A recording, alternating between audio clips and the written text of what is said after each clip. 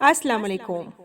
Video शुरू करने से पहले आप सबसे रिक्वेस्ट है कि अगर आपने अभी तक हमारा चैनल सब्सक्राइब नहीं किया तो पहले चलकर सब्सक्राइब का बटन दबाएं। आवाज़ें दे दे कर उसका गला सूख चुका था। कमरे में जो हल्की सी रोशनी थी वो भी ख़त्म होने के करीब थी। उसे अंधेरे का फोबिया था।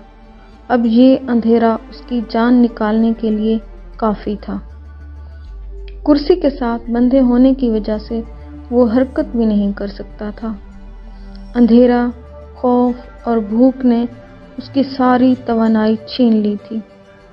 सोचने समझने की सलाहियत मफकूद होती जा रही थी। आखिर वो मेरे साथ ऐसा कैसे कर सकते हैं? हम तो यारों के यार थे, फिर मेरे साथ ये सब क्यों? जितना वो सोच रहा था उतना ही उलझ रहा था। कोई आके मुझे बचाओ, मैं मर जाऊंगा, ये अंधेरा मेरी जान ले लेगा। उसने पूरी कुव्वत से फिर चीखना शुरू कर दिया।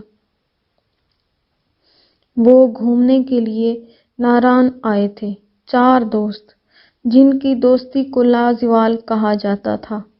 चारों ही एक से बढ़कर एक अमीर घराने से ताल्लुक़ रखते थे। रुपए पैसे की कमी नहीं थी और एडवेंचर करना उनकी फितरत में शामिल था।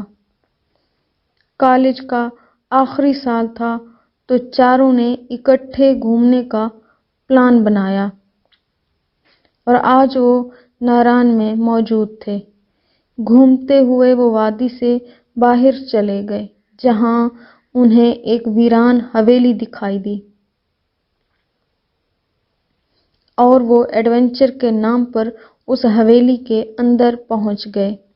देखें तो सही, यहाँ पर कौन रहता था और कौन इतना अमीर था जिसने इलाके से बाहर आकर घर बनाया और छोड़कर चला गया।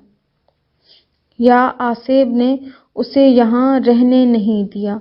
वकास ने जोर से मेन गेट को हाथ मारा और वो चर्र की आवाज़ के साथ खुल गया। मैं अंदर नहीं जाऊंगा, मुझे डर लग रहा, चलो वापस चलें। अवैस, जो इनमें से सबसे ज़्यादा डरपोक था, उसने कहा और वापसी को कदम बढ़ाए। क्या यार, औरतों की तरह डरते रहते हो? हम साथ हैं ना, तो किस बात का डर? अहमद, जो इनमें सबसे ज़्यादा निडर था, उसने तमस्खराना अंदाज में कहा और अवैस का बाजू पकड़ लिया। चलो हमारे साथ, कुछ नहीं होगा। जो चुड़ैल तुम्हारी तरफ आएगी उसे मैं पकड़ लूंगा, हसन ने कह कहा लगाते हुए कहा। अवैस अंदर नहीं जाना चाहता था, मगर वो ज़बरदस्ती उसे ले गए और हवेली को घूम फिर कर देखना शुरू कर दिया। ये सीढ़ियाँ किस तरफ जाती हैं? हसन ने अहमद की तरफ देखा और पूछा। मुझे लगता बेसमेंट की सीढ़ियाँ हैं, चल के देखते हैं। हसन, अहमद और वकास सीढ़ियों की तरफ चले गए। वकास ने पलटकर देखा, अवैस अपनी जगह पर ही खड़ा था। तुम लोग जाओ यार, मैं नहीं जाऊंगा, इधर ही तुम लोगों का वेट करता हूँ, अवैस ने जल्दी जल्दी कहा और बाहर की तरफ कदम बढ़ाए। हसन एक साथ 2-2 स्टेप फलांग कर आया और कहा, तुमने खुद कहा था जहां भी जाएंगे चारों साथ जाएंगे, तो अब अपनी बात से पीछे क्यों हट रहे? मैं ये नहीं कहा था कि मरने मारने वाली जगह पर भी साथ जाऊंगा, मैं तो बस घूमने फिरने वाली खुली जगहों का कहा था, अवैस ने मिनमिनाते हुए जवाब दिया। तुम लोग बहस क्यों कर रहे हो? पुराना तरीका इस्तेमाल करो और उठा कर ले आओ लाडो को, अहमद ने शोखेपन से कहा। हसन और वकास ने अवैस के हाथ पांव पकड़े और उठाकर साथ ले गए। बेसमेंट में अंधेरे की वजह से चीजें धुंधली धुंधली सी नजर आ रही थी। रोशनदान की दर्जों में से छन कर हल्की रोशनी आती थी। काठ कबाड़ का ढेर लगा हुआ था। लगता था फालतू सामान को ठिकाने लगाने के लिए ही बेसमेंट बनाई गई थी। इतना गंद है, चलें अब, دیکھ لیا, ہو گئی تسلی. اویس نے اکتائے ہوئے لہجے میں کہا. چلے جائیں گے, ابھی تو ایک کام کرنا ہے. احمد نے ڈرامائی انداز میں کہا. کیا کرنا ہے؟ اویس نے کہا. ادھر بیٹھو تو صحیح. احمد نے جلدی سے اویس کو کرسی پر بٹھا دیا اور وقاص نے جلدی سے اس کے ہاتھ کرسی کے ساتھ باندھ دیے. اب تم اکیلے یہاں انجوائے کرو, ہم تھوڑی دیر تک واپس آ جائیں گے. حسن نے کہا. تم لوگ میرے ساتھ ایسا کیوں کر رہے؟ جانتے بھی ہو اندھیرے کا فوبیا ہے مجھے, میں ایک منٹ بھی نہیں رہ سکتا ادھر. کھولو ہاتھ میرے. اویس نے خوفزدہ سا ہو کر کہا. تمہارا خوف ختم کرنے کے لیے یہ کر رہے, آدھے گھنٹے بعد آ کر تمہیں لے جائیں گے. اوکے, احمد نے کہا اور تینوں نے سیڑھیوں کی طرف قدم بڑھائے. تم سب ملے ہوئے ہو, تم مجھے مارنے کے لیے یہاں لے کر آئے ہو, اویس نے کہا. مگر تینوں ہی مسکراتے ہوئے باہر چلے گئے. آدھے گھنٹے کا کہہ کر گئے تھے, اب 4 گھنٹے ہو گئے ہیں. اویس سخت تکلیف میں تھا. پتہ نہیں کہاں سے 2 چوہے نکل کر آئے اور اس کے پیروں پر کاٹنا شروع کر دیا. تکلیف سے اویس کا برا حال تھا.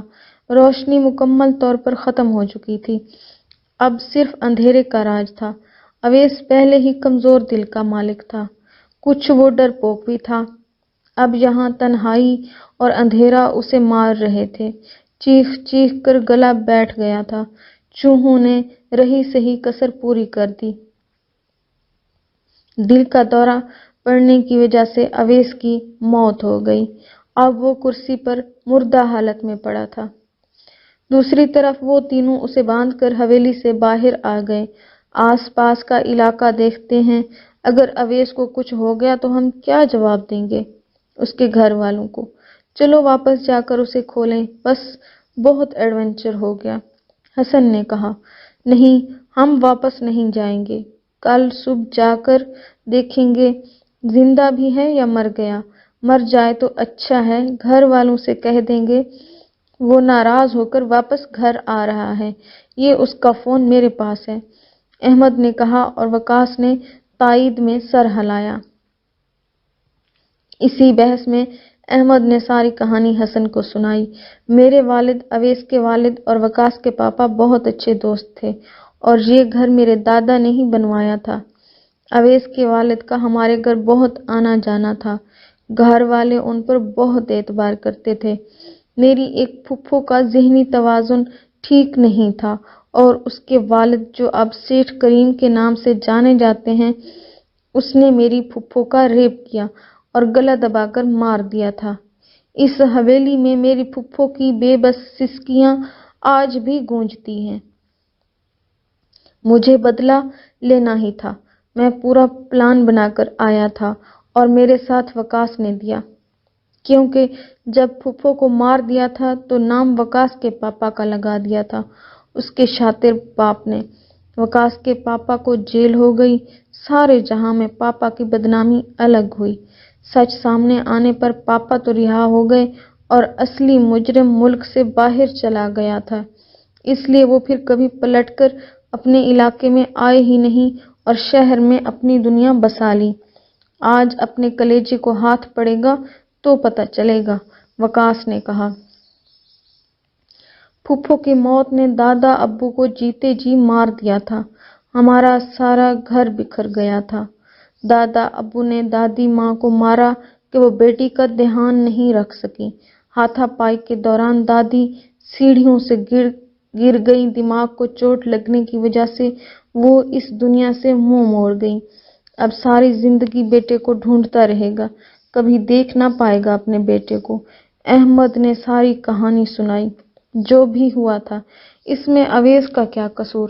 اسے معاف کر دو, اس کے ساتھ یہ سب مت کرو. حسن نے التجا کی. نہیں, وقاص نے قطعیت سے کہا. کچھ وقت بحث کرنے اور کچھ بارش کی نظر ہو جانے کی وجہ سے وہ واپس حویلی نہیں آ پا رہے تھے. 4 گھنٹے کے بعد گرتے پڑتے وہ حویلی آئے, کیونکہ بارش کی وجہ سے راستے میں پھسلن بہت تھی. جیسے ہی دروازہ کھول کر وہ اویس کے پاس آئے, اس کی کٹی پھٹی لاش دیکھ کر حسن دنگ رہ گیا تھا۔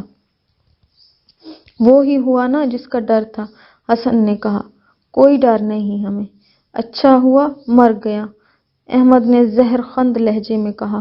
اویس کی لاش کو وہ اٹھا کر باہر لائے اور لے جا کر جھیل میں پھینک دی۔ میں واپس جا کر سب کو بتاؤں گا تم دوست کے نام پر دھبا ہو۔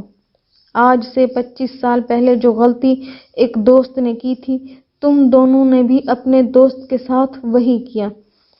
مجھے تمہارے پلان کا ذرا سا بھی پتہ ہوتا میں اویس کو کبھی نہ لے کر آتا۔ تم لوگوں نے اچھا نہیں کیا۔ میں تمہیں کبھی معاف نہیں کروں گا، اور میں سب کو ضرور بتاؤں گا کس طرح تم ایڈونچر کے نام پر دوست کو مارنے کے لیے لائے تھے، چاہے مجھے خود بھی پھانسی چڑھنا پڑ جائے، حسن نے روتے ہوئے کہا۔ یہ سب کہانیاں تم تب سناؤ گے جب یہاں سے زندہ جاؤ گے۔ آواز پر حسن نے پلٹ کر دیکھا۔ احمد کے پاپا کو دیکھ کر حیران رہ گیا۔ یہ صرف میرے بیٹے کا ہی پلان نہیں تھا، اس میں اور لوگ بھی شامل تھے۔ اور ایک راز تم بھی سن لو، تم میری بہن کی ناجائز اولاد تھے، تم اور اویس بھائی تھے، لیکن آپ کی بہن کو تو اسی وقت مار دیا تھا، حسن نے حیران ہو کر کہا۔ یہ بھی ایک کہانی ہے، کریم پتہ نہیں ہمارے گھر میں کب سے نقب لگا رہا تھا، پتہ اس وقت چلا جب پانی سر سے گزر گیا تھا، اور تمہاری پیدائش کے وقت میری بہن کی جان چلی گئی تھی، اور تمہیں ایک بے اولاد جوڑے کو نوکر کی اولاد کہہ کر دے دیا گیا، اور جو تمہارا باپ بنا پھرتا ہے اس کی طرف بھی کچھ حساب نکلتا ہے، اسے بھی آج ہی چکتا کر دیتا ہوں۔ اب بھائی کے پاس ہی چلے جاؤ۔ یہ کہتے ہی احمد کے والد نے حسن کو گولی مار دی اور وہ بھی جھیل میں جا گرا۔ دوستوں پر اعتبار ضرور کریں، مگر اتنا نہیں کہ وہ آپ کے لیے